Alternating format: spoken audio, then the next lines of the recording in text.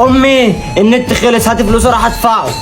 لا لا لا لا لا لا لا لا، النت بتاعكوا ده انا ماليش دعوه بيه خالص، خرجوني منه. نخرجك منه ازاي يعني؟ انت مش بتستعمليه زينا؟ ولا بستعمله ولا نيله، ده هو يا دوبك بفتح الواتساب. متأكدة؟ طب وريني كده اليوتيوب. شاهد طريقة عمل الايفون من البابا غنوج. ايه ده يا امي؟ انا غلطانة اني كنت عاوز افرحك واجيبهولك. تجيبهولي هدية؟ قصدك تعمليهولي هدية بقى. ايه ده؟ شاهد اول مرة ظهور المسيح الدجال في السيدة زينب. انت بتصدق الكلام ده؟ يا واد انا قلت يمكن القيامة قامت ولا حاجة، مش لازم نطمن. يا رب صبرني. في ايه تاني؟ شاهد عصام صاصة يطبخ مع الشيف شربيني. هو ده بجد يا امي؟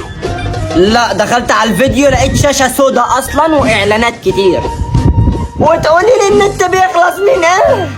استني بس استني. ايه ده؟ ايه ده؟ دماغك كانت فين؟